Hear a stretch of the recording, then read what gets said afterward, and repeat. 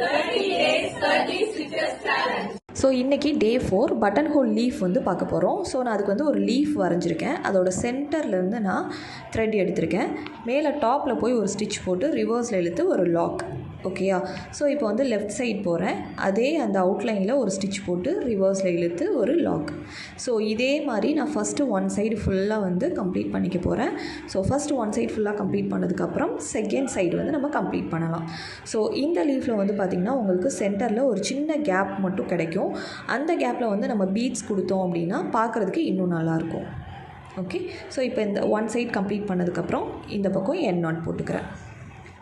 So இப்போது அதே மாதிரியே திருப்பி சென்டர்லேருந்து எடுத்து ரைட் சைடு ஃபுல்லாக வந்து நான் கவர் பண்ணிக்கிறேன். ஸோ ரிவர்ஸில் இழுத்து ஒரு லாக், திருப்பி அதே பார்டரில் போய்ட்டு ஒரு ஸ்டிச்சு போட்டு ரிவர்ஸில் இழுத்து லாக். ஸோ ஃபுல்லாக கம்ப்ளீட் பண்ணி எண்ட் நாட் போட்டாச்சு. ஸோ இதை ஃபுல்லாக கம்ப்ளீட் பண்ணதுக்கப்புறம் அவுட்லைன் வந்து நீங்கள் ஜரிலையும் கொடுக்கலாம், பீட்லேயும் கொடுக்கலாம். நான் வந்து பீடில் கொடுத்துட்டு சென்டரில் இருக்க கேப்லையுமே அப்படியே நான் வந்து பீட் வச்சு ஃபில் பண்ணிக்கிறேன். ஸோ இது வந்து உங்களுக்கு பார்க்குறதுக்கு ரொம்ப டிஃப்ரெண்ட்டாக நல்லாவும் இருக்கும்.